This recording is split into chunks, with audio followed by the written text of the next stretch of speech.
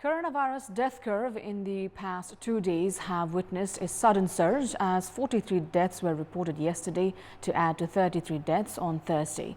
Even as the country is on a nationwide inoculation drive against the dreaded virus, along with news of more vaccine procurement, but with most of the restrictions lifted, it is still high time that general public exercise maximum restraints in our fight against coronavirus. Good morning, I'm Sarah Sapsanama and these are the headlines of the hour. The Dewa government remains surprisingly silent over Oli administration's decision of transport fare price hike. Public outcry as the decision was not withdrawn. A rising corona death curve witnessed in the past 48 hours. 43 more deaths reported yesterday. China pledges an additional 1.6 million varicella vaccines. The CPN Yamal Standing Committee to vote against Prime Minister Dewa at the floor test issues a whip to all its lawmakers to vote against the Premier. And at least 120 people killed and hundreds more missing across Western Europe in some of the worst flooding in decades. Germany worst hit at 100 deaths.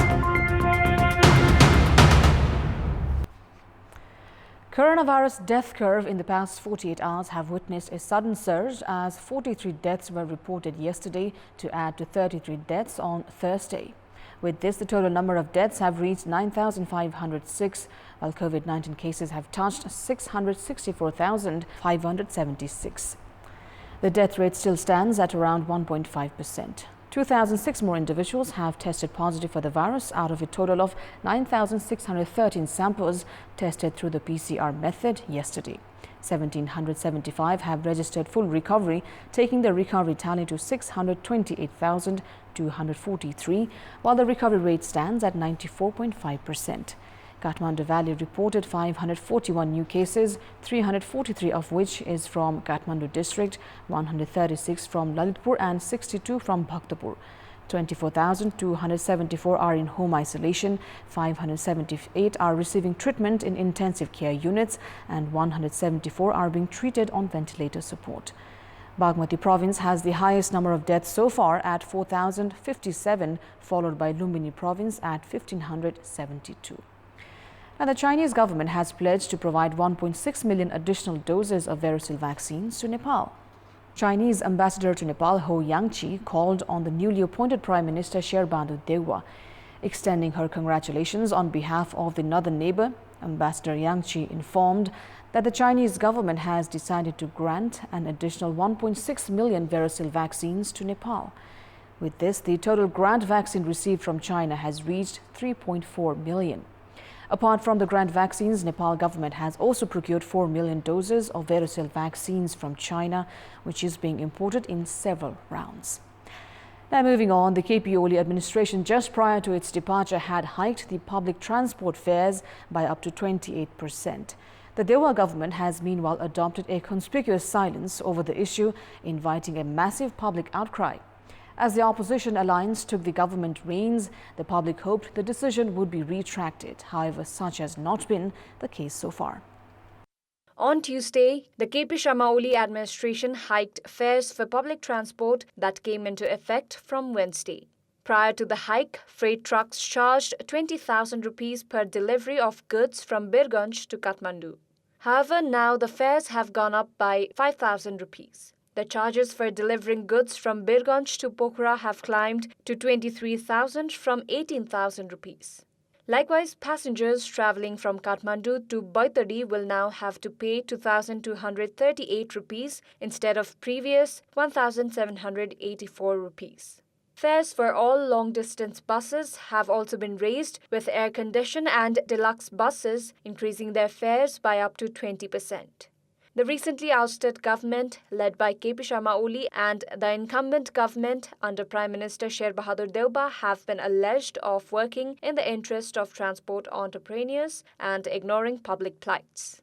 The hike in fares for freight vehicles is bound to raise the prices for daily consumable items. It will also raise the prices for construction materials and ultimately the cost of development works, as 20% of the supply costs are included in the prices for all goods. While it is duty of the government to rescue the COVID-hit transport sector, experts opine subsidized loans and grants would have been better options. The Nepal government that hiked the fares by 10% 3 years ago has attributed the rise in fuel prices in the international market as the reason for the fare hike this time around. However, experts say the lack of consideration of its direct impact on the public daily lives suggests of a nexus between the government and the entrepreneurs. The Standing Committee meeting of CPN-UML has said it would vote against Prime Minister Sherbahadur Deuwa when the Premier proposes a vote of confidence at the Parliament.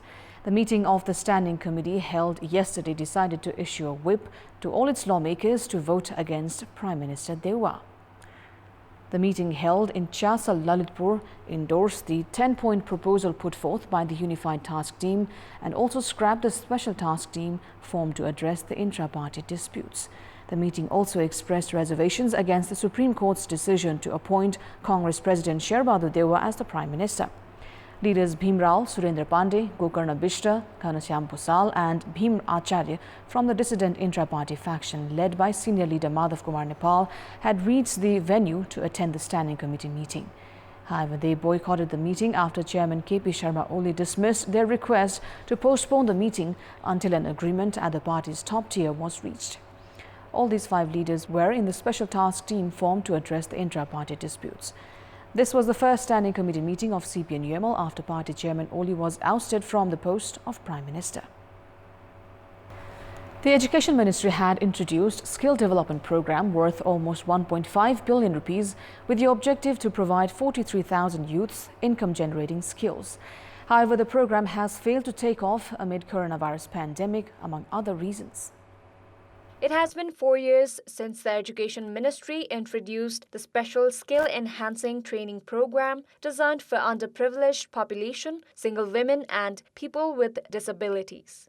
The program intends to provide them income-generating skills to ultimately upgrade their standard of living and reduce unemployment. Based on the ministry's plan, 43,000 individuals could benefit from the program every year. However, the implementation has remained feeble. The ministry has shortlisted institutes that can provide trainings for 40 different skills, including tailoring, house wiring, plumbing, beautician, handicraft, masonry, and Montessori. However, no progress has followed.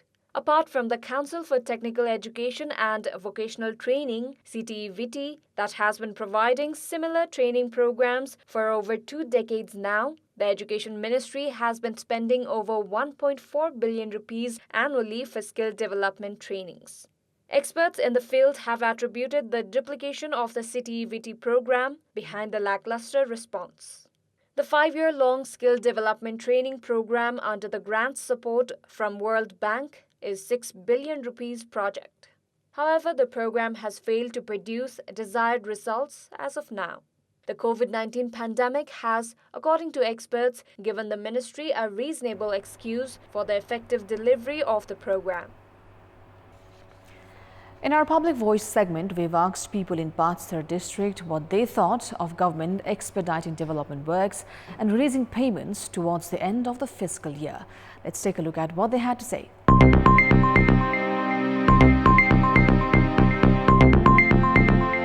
योजनाहरू चाहिँ समयमा सम्झौता अनुसार स्थानीय सरकारको निर्देशिकालाई पालन गरेर अगाडि बढ्नु भए एकदमै राम्रो हुन्छ। आर्थिक वर्षको सुरुमा चाहिँ कर्मचारीहरू पनि अब काम सकियो भनेर चाहिँ नि सुस्ताएर बस्ने, जनप्रतिनिधिहरू पनि अब सुस्ताएर बस्ने यो कारणले रहेको हो र दुईटैले चाहिँ सुरुमै प्लान गरेर सुरु गर्यो भने सकिन्छ। उपभोक्ता समितिमा राजनीतिकरण हुन्छ अनि राजनीतिकरण भइसके पछाडि चाहिँ उहाँहरूले एक त काम गर्ने वातावरण हुँदैन अनि उपभोक्ता समितिमा पनि ढिलाइ हुन्छ।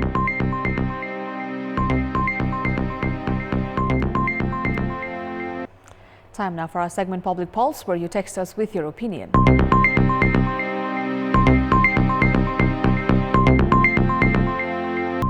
The question is, why are all political parties maintaining a silence over the exorbitant transport fare hike? Your options are A, thought it's all right, B, ignoring the plight of consumers, and C, influence of businesses.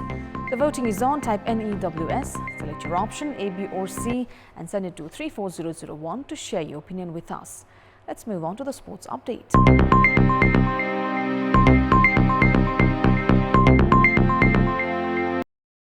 Nepal has been deprived from participating at the AVC Senior Women's Volleyball Championship to be held at the Philippines. The organizers of the tournament excluded Nepal from the tournament, citing the threat of COVID-19. The ABC Senior Women Volleyball Championship is to be held between 29th of August to 3rd of September. Originally, 17 teams were to participate in the tournament. However, the number went down to 12 as 5 teams pulled out of the championship. The organizers published the final list of participants yesterday, excluding 4 more teams. Alongside Nepal, the teams from Japan, Hong Kong and India have been barred from the tournament. 8 teams will now participate in it. That was initially scheduled in China. This would have been Nepal's first participation at the AVC Senior Women's Volleyball Championship. Nepali women spikers were undergoing regular trainings for the tournament. Time now for our special segment, Media Watch.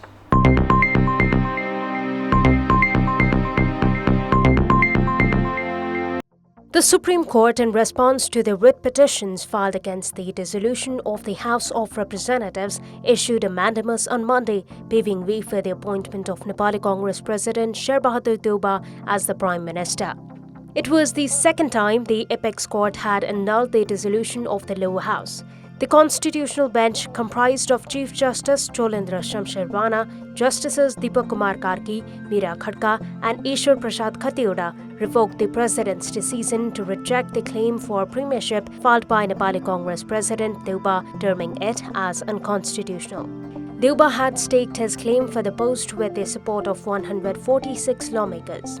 Justice Ishwar Prasad Khatioda read out the verdict that stated the dissolution of the House of Representatives was not in accordance with the subsections 5 and 7 of Article 76 of the Constitution. The bench rejected the government's decision to dissolve the lower house, saying that it was not taken according to the Apex Court's previous explanation of 23rd of February. President Bidya Devi Bhandari had dissolved the House of Representatives at the recommendation of the Cabinet on 22nd of May. Meanwhile, the Nepali Congress President Sher Bahadur Deuba was appointed as the Prime Minister of Nepal on Tuesday for the 5th time. President Bidya Devi Bhandari administered newly appointed Prime Minister Deuba the oath of office and secrecy on Tuesday evening at Sheetal Niwas. The newly appointed Premier formed a 5-member cabinet on Tuesday itself, with 2 ministers each from Nepali Congress and CPN Maoist Centre. All the newly appointed ministers took the oath of office in secrecy on Tuesday. Meanwhile, President Bidya Devi Bhandari has summoned the meeting of the reinstated House of Representatives and the National Assembly on coming Sunday at 4 p.m. as recommended by the government. The Supreme Court's verdict issued on Monday had directed to convene the meeting of the lower house by 18th of July. Former Prime Minister KP Sharma Oli, speaking prior to his departure from the Prime Minister's official residence in Baluwatar, said he accepted the Supreme Court's mandamus, at the same time expressing serious discontent over the verdict. Addressing the nation on Tuesday prior to his departure, Premier Oli said that he only stepped down due to court's verdict and not by public mandate, citing that the Constitution had been misinterpreted to tend to vested interest of a handful of people. The former Prime Minister remarked that the court's verdict had pushed the democratic system towards a wrong direction. Oli came down heavily upon the disgruntled faction led by senior leader Madhav Kumar Napal and blamed leaders of the faction for inviting the current situation. The outgoing Prime Minister did not attend the swearing-in ceremony of newly appointed Prime Minister Deuba.